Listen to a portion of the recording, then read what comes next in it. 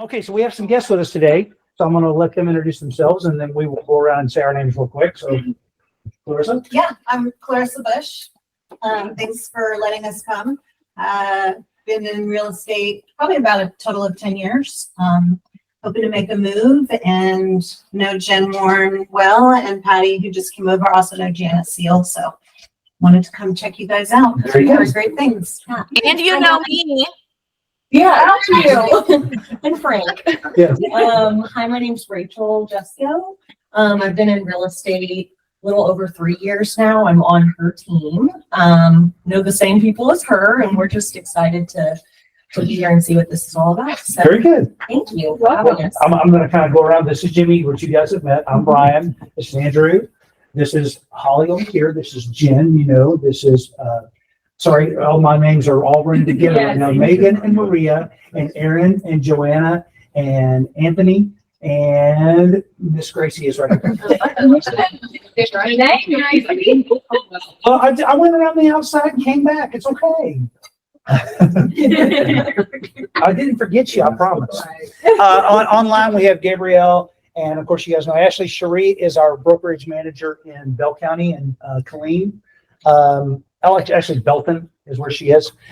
Angela is in Parker County. Ashley is here in Fort Worth. John is in Bell County as well. And I'm not sure what that phone number is. That's Tasha? Okay, hi, Tasha. She's not muted. She's not talking. Okay. Anyway, she's there. All right. So let me hit some quick announcements. I'm going to hit the core value today because what we're going to be talking about, in some respects, Jimmy is going to hit some of the high points, low points, mid points of the NAR settlement that came down last Friday. So we'll have some discussion about that. But the core value does deal with that. So we reject the status quo and encourage innovation. We hate complacency and are always looking for ways to do what we do better. Our team members are encouraged to think outside of the box and innovate. As a company, we pivot fast and often, always looking for ways to improve and find the better way. And sometimes we have to innovate because our market and world demand that we do so. There are some twists and turns ahead, but there always are. But as a team, we will navigate them together, helping each other out and taking care of our team and our clients to the best of our ability. The worst thing we can do is to have a knee-jerk reaction to news or headlines just because the news reports it. It does not make it true or even half true.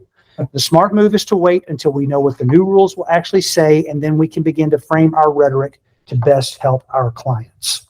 That's my take on the spin of we reject the status quo and encourage innovation. So that's what we are today. And Miss Jana has joined us. Sorry, I'm late as Okay. Some great traffic. We need more chairs too. Jenna, you want what chair do you want? Sit at the front. Small and short. Dana, you can have a corner of the Okay, is there a chair? I can actually move. There's not a chair, but there's a space. Okay, yeah, we can slide. There we go. Okay. That also for a couple of newer people, we read it. We have. Oh, we got more. I know. We're not done yet. Yeah. Full house today. I love it. Chairs. I love it. Everybody can. Here, we can. I'm just your bag. So I guess you know you have a lawsuit more often. Maybe I'll put a chair out here. Yeah. Kristen, what you want to sit in here? Maybe sit over here. I really like this. Hi, Kristen. You okay? They put bacon in the corner. Okay. So a couple of announcements that we need to kind of go through. Let me go back to so a couple new, for some new people and stuff. We as a company, we have 13 core values, which is insane. Most companies have like 5, and it's like they have this like big poster board where it's like integrity, hard work, or whatever, and they never talk about them, and it's just a waste. Like it's like, what do you even care about? Like most companies have core values, they never reference them, they never talk about them. No one even knows what they stand for, and then therefore they don't mean anything. Just a poster on the wall or whatever. And so we have 13, which is insane. It's kind of like, And we want 14. Yeah, Jamie wants to add the other one. I know. I said we got to take away one and get another one. But but we believe in all of them, and they're all on our website, and we talk about them every week. Core values and culture is we always describe it as like a bike tire.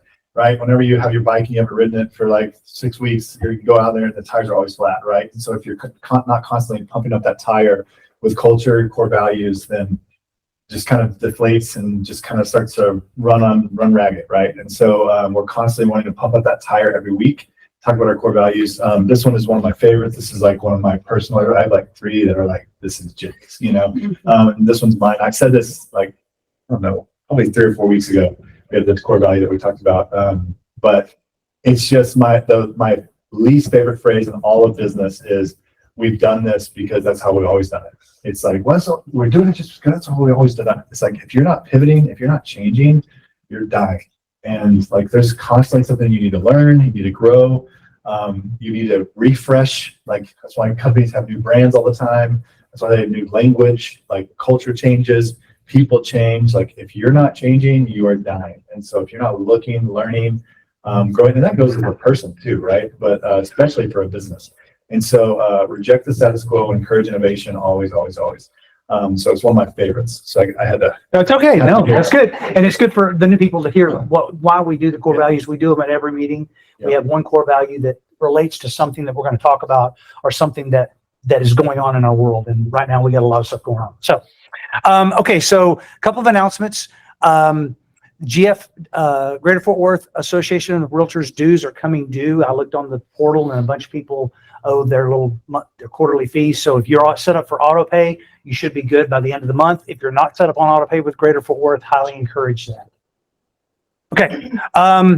So a couple of things. I hope you saw the email. 6th Avenue website creation day is coming April the 10th. We need the deadline of March 25th to get all that information in that link that I sent, put into the Google Drive that Victoria has created so that she can get that stuff done.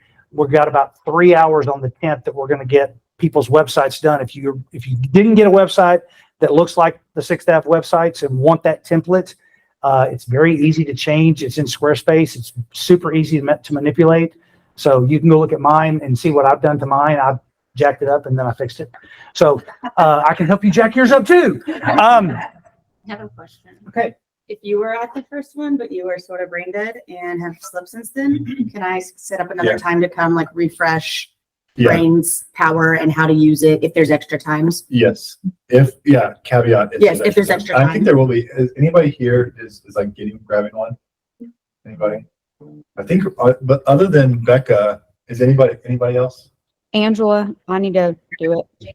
Aaron, maybe? Okay. Yeah, then we should. Okay, well, I'll just respond to the email and just if there's time. Yes, that'd be great. But we need that stuff done by March 25th, which is Monday. So if you're going to get a website, we need to go through that list and put that stuff in the drive for us.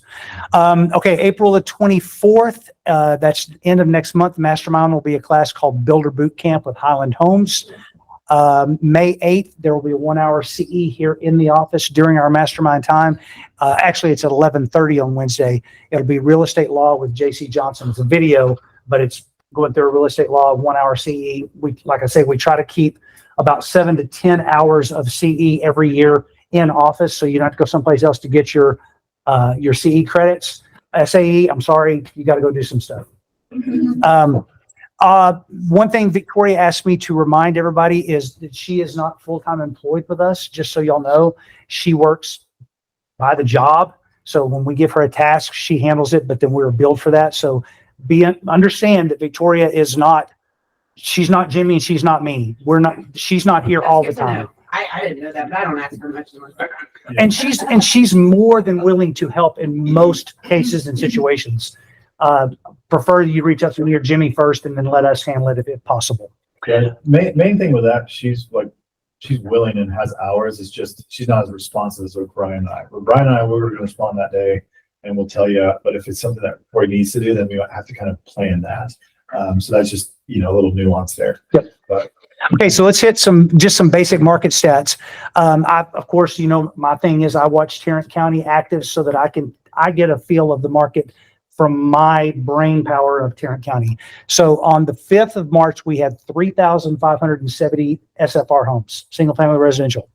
Last week, 4 days ago, we had 3,872. I did see it go all the way up to 3,900.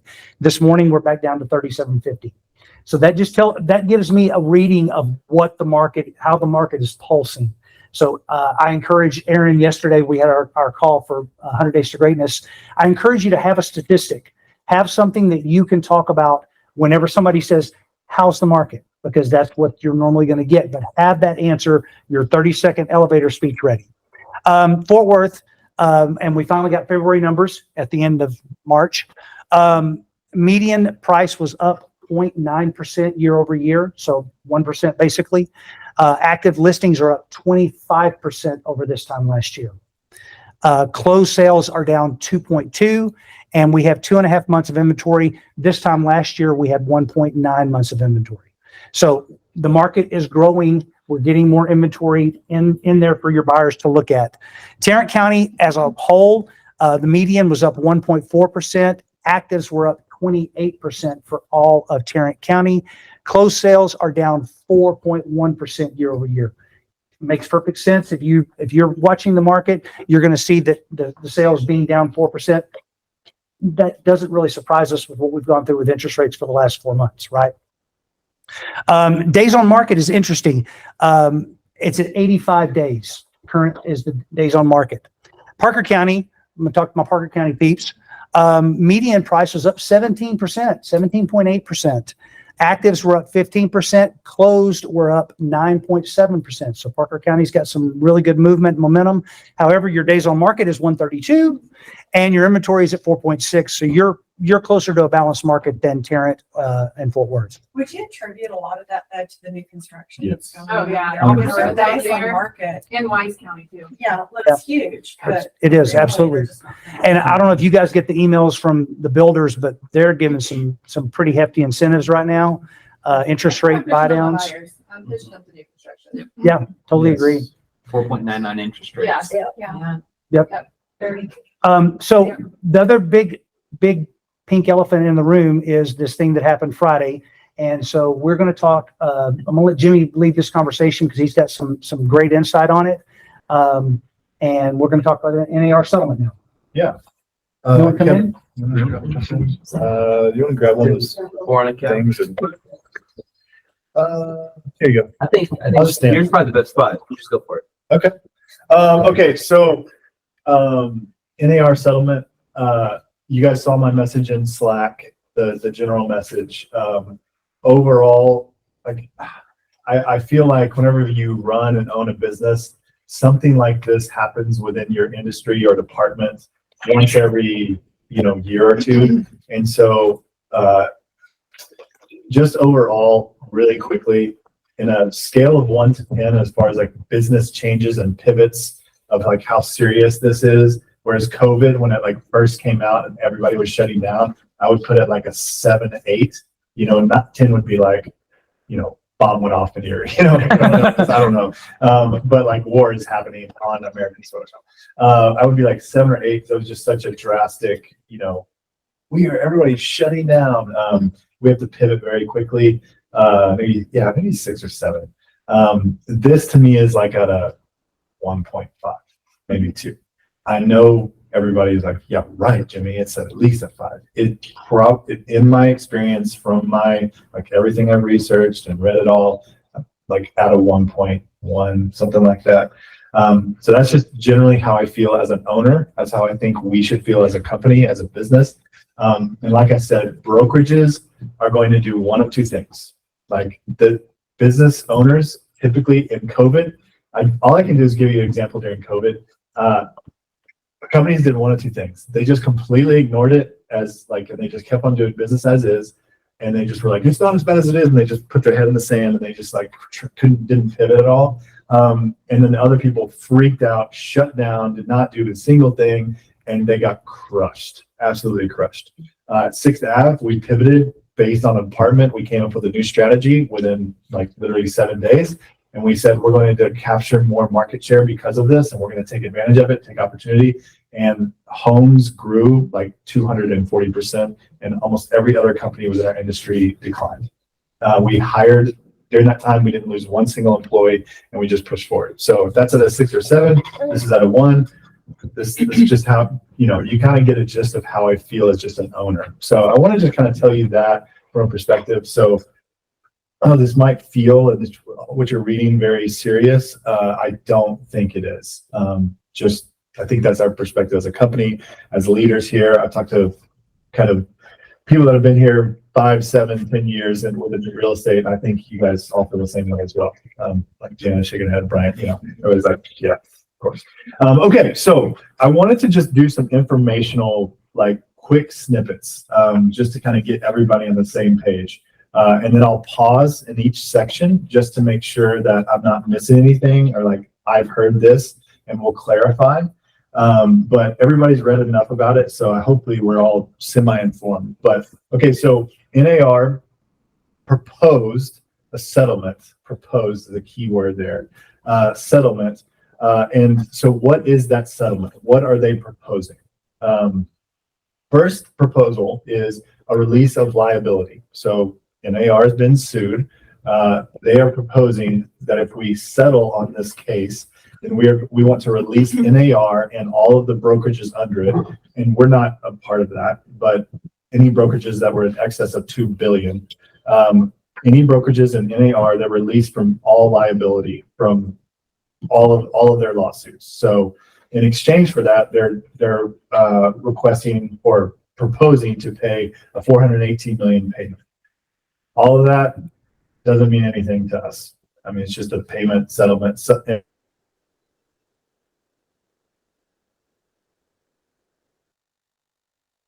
The 2 things that do affect us, the 2 other parts of the proposal is compensation to the buyer's agents gets moved off of MLS. So that is one in the proposal. That's not guaranteed. It's not happening right now. It's just a proposal that we will take this off MLS. And then second is a written agreement is now required for a buyer's to represent a buyer. So a written buyer's rep agreement. Newsflash, we already do that. We already require it as a brokerage. We already give you a template for that. So really, so those are the 4 things of the proposal. There is no other points. Anybody hear anything different than that? Has anyone heard anything different of like proposal? All right, I've read a lot and I've like engrossed myself in a lot of all this stuff. So I just All the headlines are making it seem like buyer's agents are going to get paid anymore. Yeah. And I'm just like, what? Yeah, that was not in the proposal. No. Never has been mentioned. Those are the 4 things. Anybody hear any different? Just I want to make sure we're all on the same page. Me and Brian, I've talked to like probably 15 other brokers. Brian went to this huge meeting with EXP, like head guy. Anyways, okay, all right. So that's it. So again, keyword, it's a proposed settlement. If in legal terms, that doesn't really mean much, especially with our current legal system. So in a national or a federal lawsuit, what has to happen is whenever a settlement gets proposed, the DOJ is the one that actually has to approve it or not. Most of the time, they take a proposal and just don't. It's approved. The DOJ will take their time and then make all these different recommendations. It then has to go back to a judge, sometimes a jury, and then gets discussed, voted on, argued, and then it gets usually modified to some degree.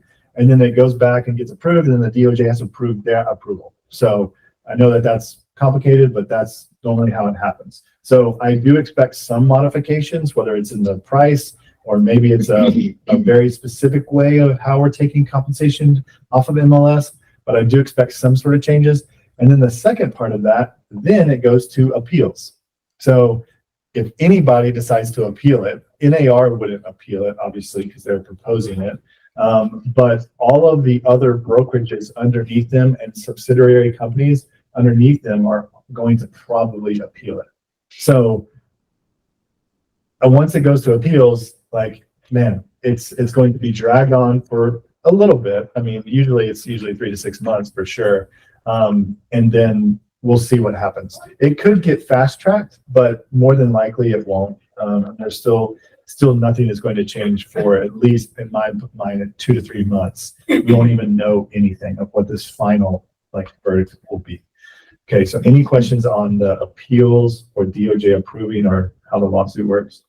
So I had read that they expected the commission, the MLS to remove the commission like this summer. But Yeah, that's what I had read, like July or something. yeah, that was in the proposal. Okay, is so they that- move it to June. So based on what you're saying, that how the life cycle of this is going to go, is it likely or unlikely that would happen if it has to go through judge, jury, appeals? So it will be a couple different, if they're waiting on the final verdict, it won't happen.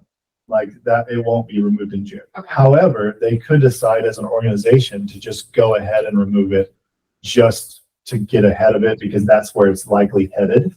And so as an organization, they could decide, I mean, this is just a little modification. It has nothing to do with the legal. It's just, we're going to modify this. And now we decided we're not going to put buyer's commission. We're not going to represent that on MLS. And they could decide that like tomorrow without any sort of legal. So it doesn't really, legal doesn't make them do that.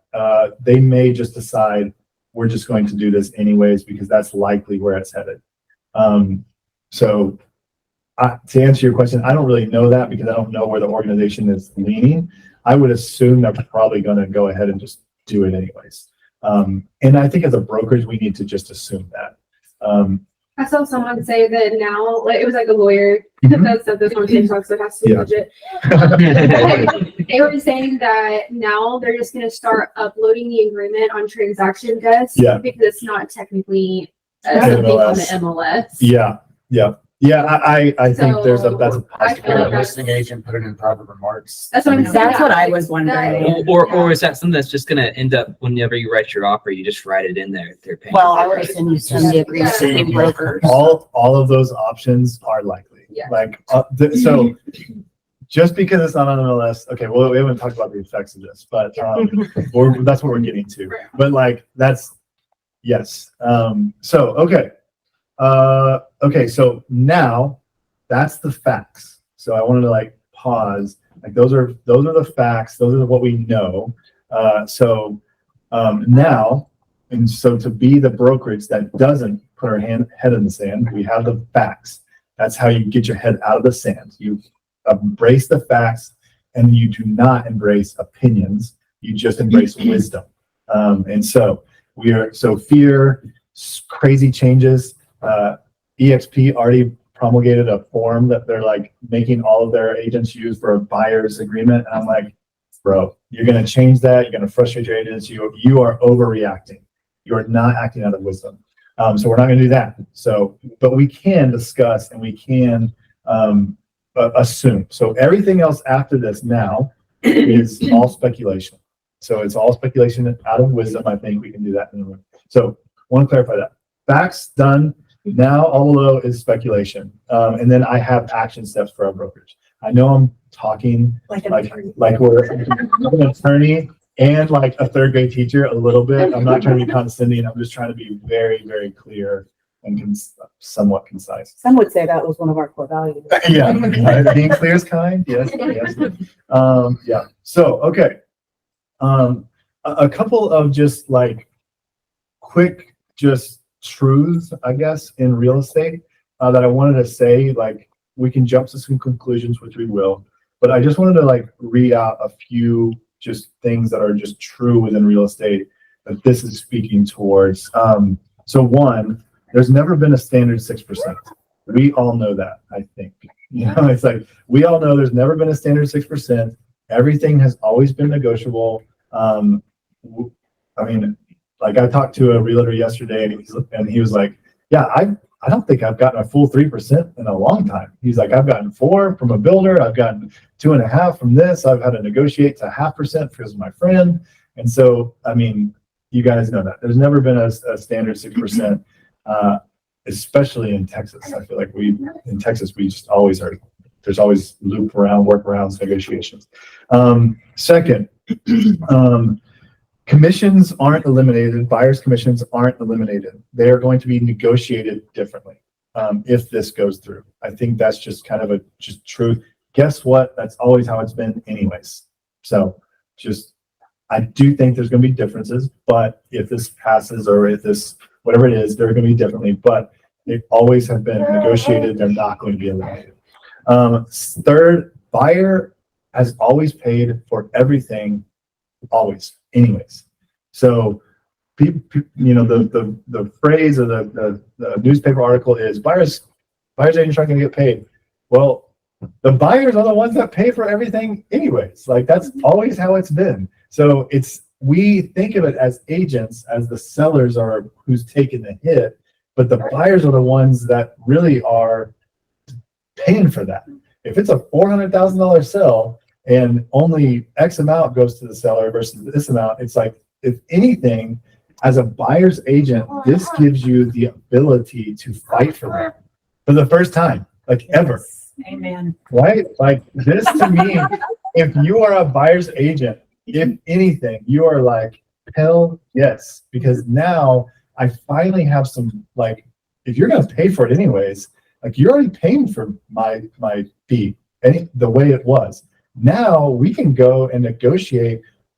We can use all these different levers now as a buyer's agent to, I mean, your commission is part of that, one of those levers. Hopefully it's not, but the seller's commission is one of those levers now. The buyer has the, and all the other standard stuff of option period, earnest money,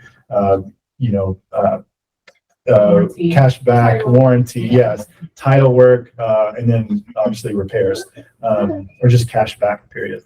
So now you have a lot of ability, but this whole idea that buyers are agents aren't going to do it. The buyer side is the one that's getting hurt. It's like, no, that is like the opposite. The buyers have always paid for it anyways. This, if anything, is like, as a buyer's agent, you now are going to have the ability to really crush it. Okay. Can I ask a question on that? Yes. Yeah. So yes, obviously buyer is paying for everything. In a perfect world, we all have cash buyers that are quite literally, here is $500,000. Let's negotiate with that. What are the ramifications for like the lending? I think that's the better question. It's not, oh, buyers are going to be out.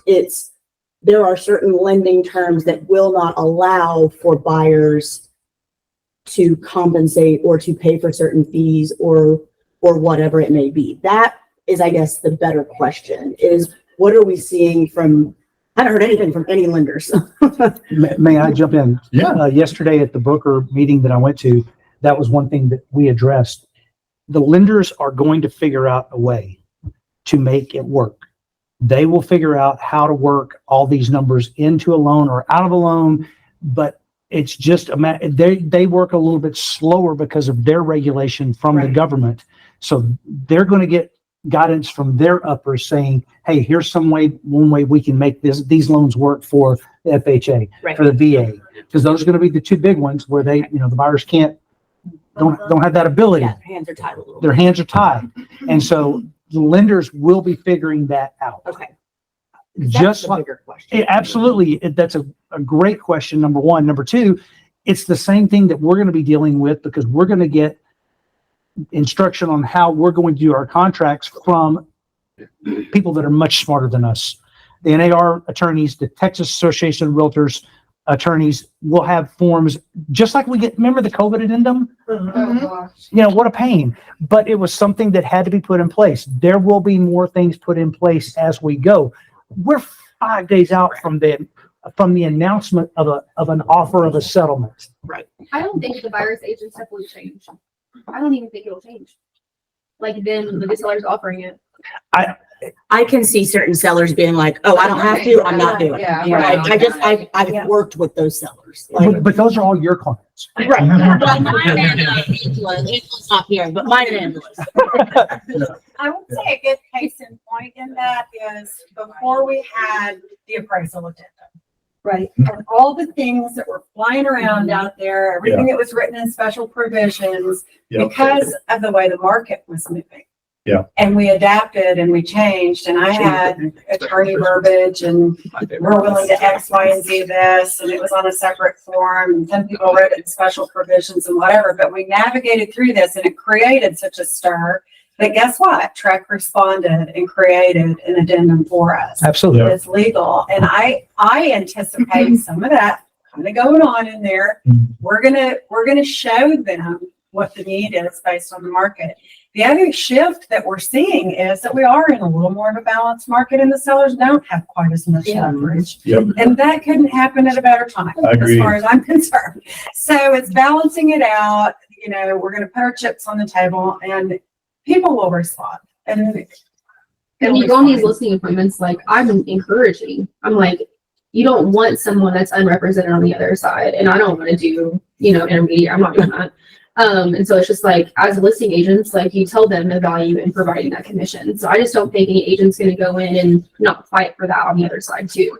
Yeah, there will, because like Danielle said, there's going to be people like that, and that's okay.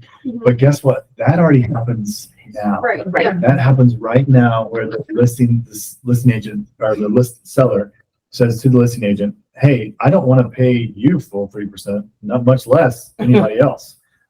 Right? Everybody's had that person, and so you have to, as a listing agent, have to negotiate that. And if you're poor at it, say you're a brand new agent, you have a listing, and you're like, okay, well, I'll take 1%, and I'm only going to offer 1%.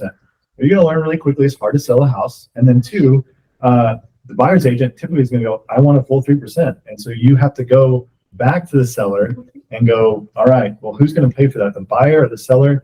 And either way, the buyer ends up paying for it. It's just how much the seller is netting. yeah, Right. And that's going to be, and so the listing agent is going to have their hands full with some, as hard long as the house conversations. appraises, they can write it over and Yeah, take it exactly. back and And process. that was gonna be my last thing, was as far as like lending, it's like if the house appraises that, it's the money in between there. Right. Buyer's paying for that no matter what. As long as that appraisal hits, there is like 50, and I can't go into all of them because it will drag us down, but there's like 50 ways you can get paid, like in all the different like legal ways. Like having a crafty lender will be helpful that understands this, but like there's literally like 50 ways you can craft the legal terms to get the lender to go check.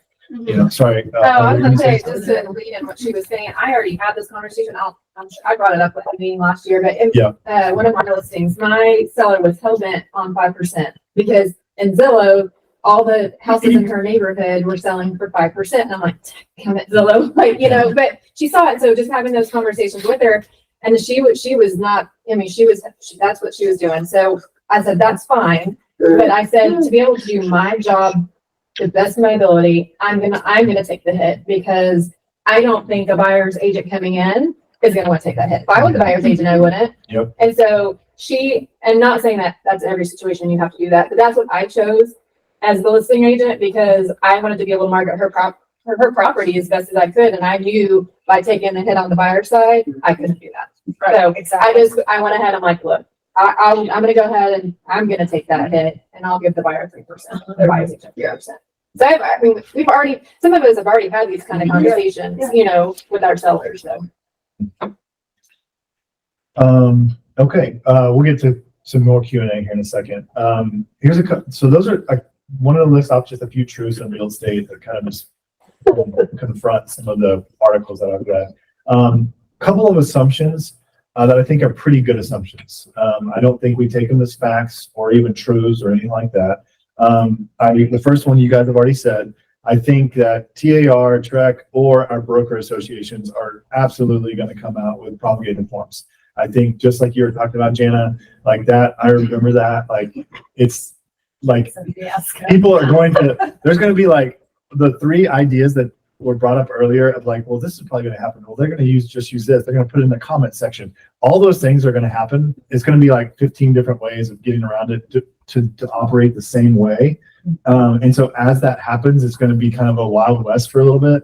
And then, so I assume some of that, and then there will be a propagated form that's separate off MLS that you just include with a listing and buying, and you just say, we are going to pay X, and so you already will know all of that. So It's not as crappy as that. I hate that document, that appraisal document.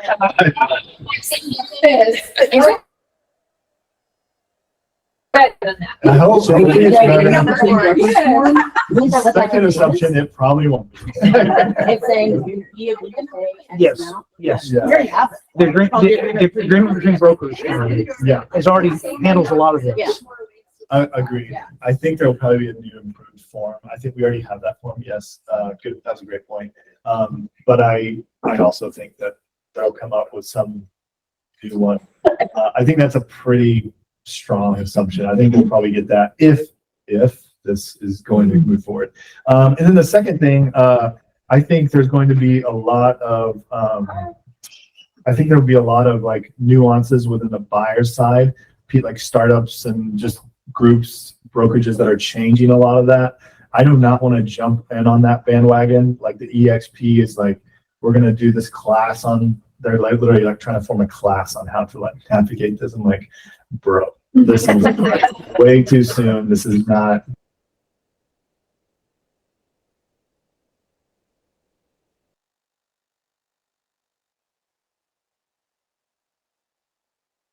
His action item is I'm going to gather several of the agents that have been here for a while, 7-10 years, and then also I'll send it out to anybody else that just wants to join, and just kind of like I'll probably have a separate mastermind outside of this meeting, just to like come up with, I think, one, to discuss kind of what's going on, not doing it now, but just in the future once we know a little bit more.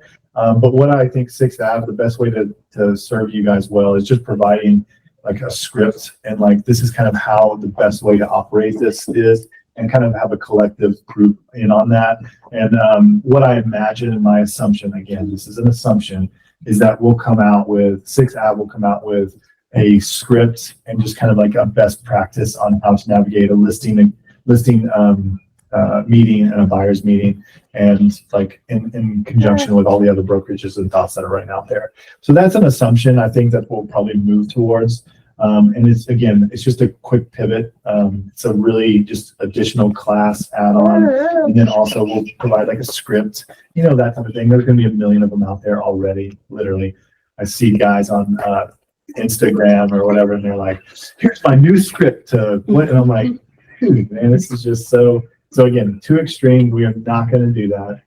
We're going to approach it with facts, and then we're going to approach it with wisdom, and a collective wisdom with expertise from this room. And we'll move forward that way. So Somebody's quacking here. nothing to do right now. Has privileges. I like it. Nothing to do right now. Like we're doing real estate as is right now, until we know more, until things are going to change. I think we know things will. So as they start to come, we will.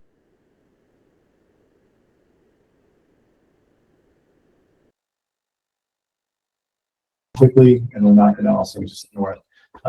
So that's kind of it. I just, and so kind of open up for Q&A. I swear the only people I hear talking about it are realtors. Yep. Nobody else.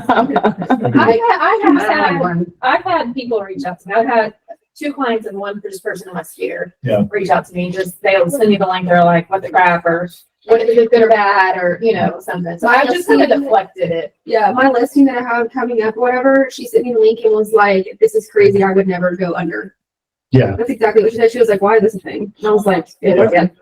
Yeah, I mean, we don't present our clients with anything but facts at this point. Yeah. It's a proposed settlement, and it's not an effect. So, Exactly. I mean, there's nothing to do about it right now.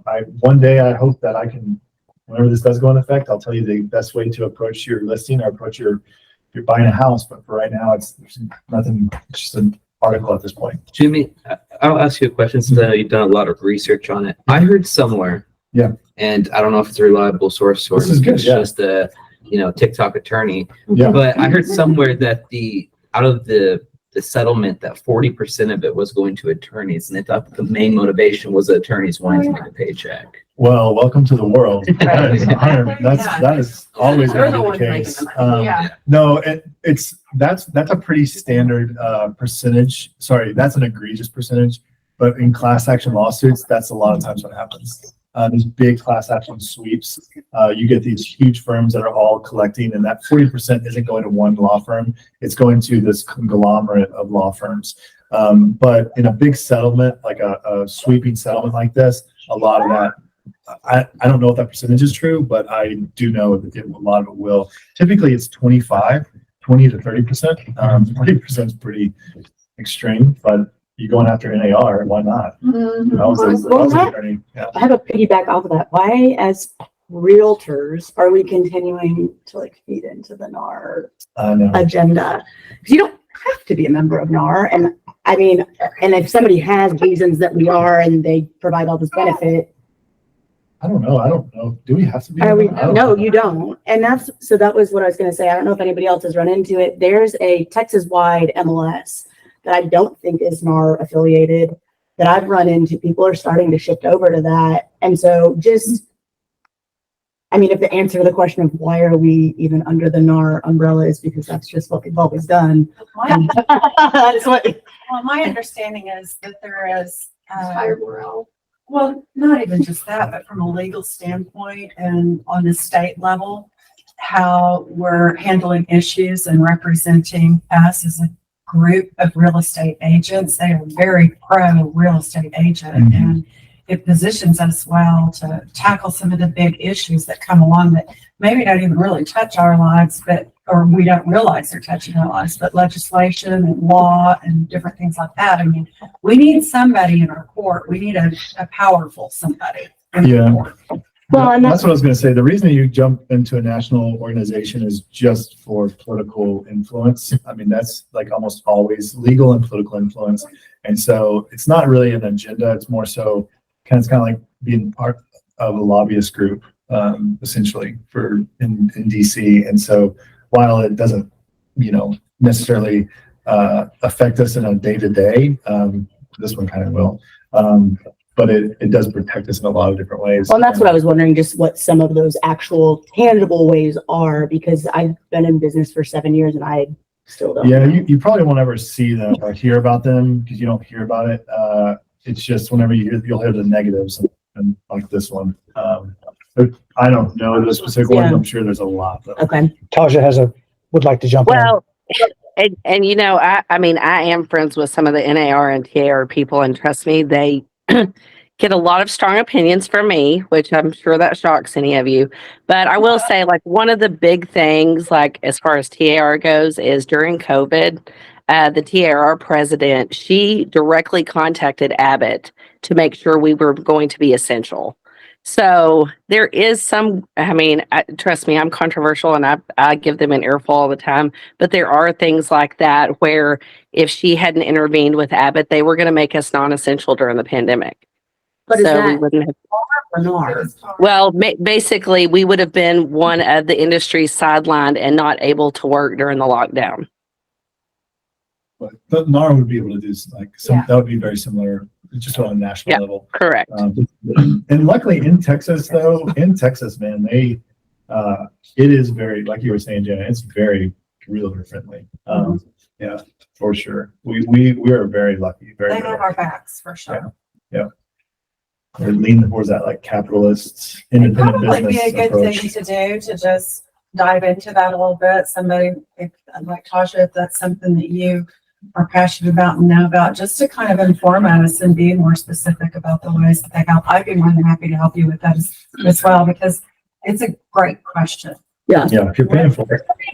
Yeah, we're paying for it. Yeah. That's how I am about all the. Well, and that's what somebody was like, all of our fees are going to this lawsuit. Like, Yeah. that's not a fun feeling. Well, so, I actually have talked to, my best friend is a TAR regional person for Region 1. And so the proposal is the 418, if it does go into effect, down the line, the assessment will be like $277 over 5 years, just to give perspective. So, it's not a huge amount, but, that's just something. And as far as TAR, like Holly and I started going to TAR in September, the TAR conference, their annual conference in September. And it was very beneficial and very eye-opening about all the pieces and parts that go into real estate that are behind the scenes. The people that are lobbying and going to Washington and going to Austin and trying to, number one, protect home ownership, and number two, protect, our industry from, example, like, from like Zillow, like TR has some pretty strong feelings about how they conduct business. I think Holly and I will probably go back in September. And so we would love, for people to join us and go with us. There was a very low number of agents from DFW that attended. We had lots of Austin, San Antonio, East Texas, a lot of people from West Texas, not a lot of DFW presence. So let us know if you'd like to go with us. Yeah, include me on that. I think that'd be really valuable, especially as NAR is making themselves more present in our lives, to find the value, to see the value, and then to, rally behind whatever decision is made. I think can't do that without information. So any other questions about the or like assumptions or anything you've heard, anything like that? Again, 1.5 out of 10. So I was like, I think it wasn't even to send a message because I was like, this isn't even worth talking about, but it is. It is. That's I don't want to put my head ahead in the sand either. So seriousness of it, 1.5, but definitely something that we need to be on top of and think through and talk through and discuss. Okay, any other? I'm just curious, Yeah. has anybody had just conversation with people? They say, how's the market? Has anybody brought it up to you? yes. And have you had an answer for that? And maybe take a minute to share, if you've got a great answer, how you're responding to that. I think for people that have not had that question, you're probably going to get it. And you need a script now. You need to know now how you're going to respond to that in a positive way and be prepared so that it's not oh, it'll all work out and blow it off like it's no big deal. Clearly it's a big deal to that person because they're asking the question. So I think it demands a certain element of respect, but also an answer. So So I took the AVR designation last week. So it was 2 days and it was really focused on this. Okay. And just really, he was going back to the attorney or the guy that was doing it was about just building value, building in a buyer's agent's value, and just the way you present things. It's basically, I mean, that was basically what he said. So, obviously, if you're not paying somebody to, or you're refusing to, it's going to dwindle your showings down in Your buyer pool. your buyer pool. So, I don't think I would sell it that way, but Yeah. you do have to tell people, Well, that's what I told that agent, or the seller on it. I was like, look, not that we're supposed to do this, but if somebody sees a 2% versus 2 houses down and it's 3%, they're gonna try to push the buyer towards there, which we're not supposed to do, but they have to. Yeah. Yeah, and really just the commissions have always been negotiable, just out of curiosity, has anybody ever credited back their buyer or their seller out of their commission? Absolutely. I can't do that if you ain't paying me to begin with. Yeah. It's part of your value proposition that you add certain services. And then I got a situation right now where my buyer's been sitting there forever. He bought first and sold second. And I cannot tell you why a house in a cul-de-sac with a pool in Mansfield High School zone is not selling. I can't not figure that out. And we're under market value, so I'm adjusting, if we get a low offer, I'm adjusting my commission down to help them out. I can't do that if we start low to begin with. And so, and that's a good negotiation dialogue too. Is like if they're fighting you on it, or not I say fighting you, if they're trying to negotiate with you, being like, look, if something happens down the line, I'm not going to be able to adjust. I've helped out with repair. I've helped out with all kinds of things. And so just because you can't see it doesn't mean it doesn't exist. Yeah. And so, it's just part of running a full service real estate business. This is gonna sweet out a lot of agents. Honestly, that's just That was my husband's first, because he's Yeah. building, and he was like, "This is a good thing for you. Yeah. You're about to get more business." I'm like, "Well, Yeah, I think especially if you're new and you just have mostly buyers, this is like setting you up you are going to be successful because a lot of people got into real estate, especially if you got into real estate post-COVID, It's like being a buyer's, and even pre-COVID, being a buyer's agent, you just show up and you're like, all right, let's start showing you houses. And then you're getting that 3% no matter what. Sometimes you're like, you don't even show them a house. They like walk into an open house and you're like, all right, yeah, put me on the contract. Let me get my 3%, you know, but that's not the right way to do real estate. That's not the right way to grow your business. That's not the right way to do business, period. I mean, just having those conversations, providing your values, telling them how much you made, like having those honest, candid. So this forcing you to do that is really, I mean, you are like gonna crush it. It's like rentals, because you know that they don't post much time, or Yeah. if they don't, I'm like, you work with agents, you know, it's gonna be those type of conversations that I already have with, well, I don't do a lot of rentals, but I Yeah. have with rentals. Well, prior to this whole lawsuit, and I guess it's still current today, it wasn't legal for buyers agents to negotiate commission. It was what the MLS said is what it is. And so, you know, there was many times I went and I showed, I showed a property 6-7 months ago. It was a $250,000 lot, and the buyer's agent commission was $250. And I was like, what do I do about this? Are you talking about on a rental? No, on a property purchase. And the buyer's agent commission was $250 on a $250,000 lot. And it was like one of those moments where I was like, tell me this is a typo. Right. And he was like, it's not. I'm like, man, how do I work for this? Yeah. That's funny Let's because do- Lennar is going to get destroyed. Yeah. Well, that's what I was telling Tasha yesterday. I feel like this, again, I'm pushing people to buy new construction because I feel like builders are going to run with this too, even though they're not supposed, you know, they're going to say, oh, we'll pay your commission. We're going to pay you a bonus. And so I feel like builders are going to run with it. Oh yeah, for sure. Okay, maybe I'm a little bit lost here, but on your buyer's representation agreement, it clearly states that what you're going to work for. Yep. And if the seller doesn't pay for all of that, then that's Buyer. still due. Yeah. It buyers. is. Yep. Yeah. So, you know, nobody's going to tell me how much I'm making. I decide how much I'm making, and my clients help me decide very gingerly sometimes. So, you know, I know that there are laws regarding the buyer's agency commission and how that's shared. And then you have a response to that as well.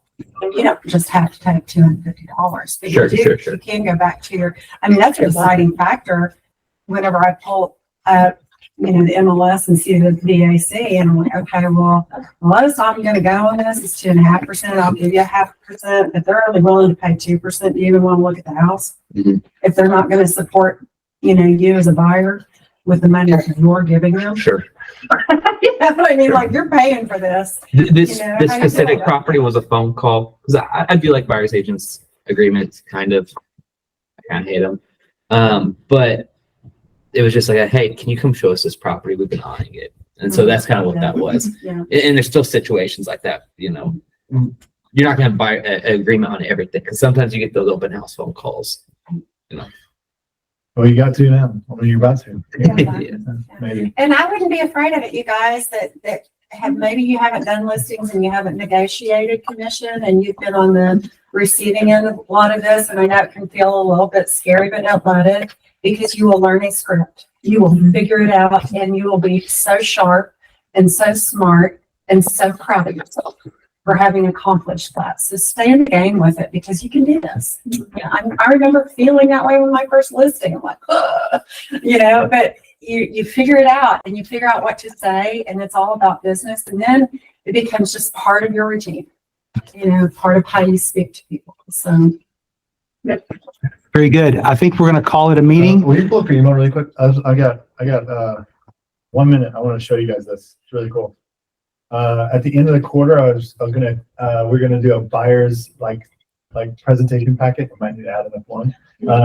And then a listing packet. And so we were like taking all the best of, you know, and then trying to like design it and make it 6th Ave-ish. Oh wait. It's me. I got to sign into 6th Ave. And so I was like, I got like the first rough draft, and we're making some edits. Send me the access. You shouldn't need access. Um, Well, maybe I won't be showing it to you. I was really excited about it. We'll wait. Yeah. Are you guys okay? While we're waiting, Jana, so what I was talking about as far as a form for repairs goes, I think in my mind, it doesn't really exist, but if somebody wanted to mastermind with me and create it, I think it'd be a great way to, be interactive on listing appointments. So essentially I was looking for like a list of repairs. So in this case, there were cracked windows, there was chipped paint. Stuff you can see as you walk. Yep. And then you and the seller can walk through and say, okay, like this is what we're focusing on. This is what we're focusing on. And then you can add in at the end. But that's kind of what I was looking for because I went on a listing appointment where she bought the house 10 years ago in Fairmount. So it's like, you have no idea what you're walking into. So I had some ideas in my mind, but I was hoping there was a form where it was like, let's go through together, check off what you're wanting to do, and then we can revisit this prior to listing. So if anybody has a form like that or would like to make one. I know, have an inventory checklist that you go through when you're doing this. Oh, yeah. Oh yeah, that might be a good form to use. Okay, that's a good idea. Maybe you can see that. Yeah. I just wanted to show you, just you can scroll through it. There's nothing, I'm not gonna like this, explain it all, but I was just like, whenever you go to a listing presentation, if you don't have like design material, I know a lot of you guys do, but we wanted to like give you a bunch of, and this is, everything can be printed off just one page. So you don't need to print off all of it. It's not bound or anything like that, but it's just, you can go and print it off. You can go print off several of these and have them in your tool belt, you know, or you can just print them off and put them in a folder, however you want to. But this is like a template that we have. I'm going to have like a workshop where we just fill in our picture, about you, credentials, certifications, if you want to, client testimonials, where if you want to have that, a marketing plan. This is pretty generic. I'm taking it off of Brian's actually, but you'll probably need to do most of this stuff. Market value compared to like, this is a conversation. If you stop right here. Okay. Conversation that you always have to have in a listing presentation, where if you list it too high, it's not bad, and all that kind of stuff. It's just a cool designed, like marketable material that you can walk through, give you that credibility. Keep going. Home enhancement checklist, like you got to have that. Obviously, these are both pretty generic. You can write stuff in if you need to. Prepare your home for picture day. All these kinds of things, prepare for a showing, and then we have all the forms after this. And so it's kind of like, if you don't know, or if you're like, oh my gosh, I'm last minute, you could at least we'll have this be on a fax site. You can pull it digitally and be like, okay, here we go, guys. You know, sometimes you're going showing, and then you're like, I got to show this new buyer a house and I don't have anything with me. Like worst case scenario, bam, you just pull it up on the back site, or you can print it off, however you want to do it. You can even put it in like the way we have it, you can put it even in a bound, like, stapled book, and have it nice and neat if you wanted that too. So this is one of our products for Q1. We should have it in about 2 or 3 weeks, the final version of it. I'm really excited about it. It looks really, really good. So anyways, coming soon. I was hoping to have it done by this meeting, but it's just takes designers a little bit longer than I hoped. But anyways, cool stuff. That's beautiful. Yeah. I love It's that. really cool. I love that. Come on, everybody, Kevin. Good feedback on that. Yeah. So last thing, I just got an email from Liz, and we will be having an all-team picture shoot at the Lumen Room on April the 25th. I'll put a calendar date there for everyone. All guides, all agents, please try to make arrangements for us. We'll get times all scheduled like we always do, and it'll be like from 10 to 10:30 is the all-team shoot. Everybody show up so we can get a really nice picture for the website and for all of our marketing materials and everything.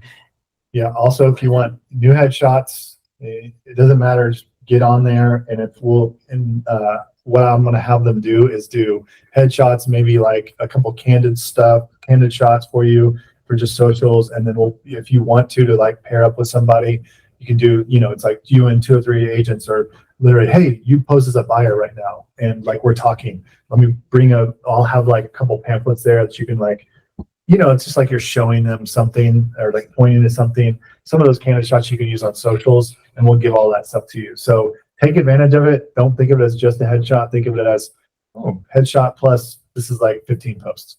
So think of it that way. So that'll be on the 25th, 9 to 2. So we'll get those times. She said, Is that on the top? Is that been sent out yet? Or? no, We just got it approved and scheduled. So 35 minutes ago. Yeah. This is new info. Hot off the press. Breaking news. Better breaking news than you'll see anywhere else today. So- That's right. Plan for April the 25th. We'll get that on the calendar and then we'll get those schedules all out so everybody can get those done. Thank you guys for your time today. I hope the time was well spent. I hope you got some good information. Thank you to Jimmy, All right. and we'll see you all guys soon, next week. Thank you, online people. Bye, Ashley. Bye, Gabrielle. Bye, Ashley. And I looked over at Gracie, I knew her brain was doing it. Bye. How you said pivot, you were like, say that. I can't help it. It's just the wording. Business vocabulary.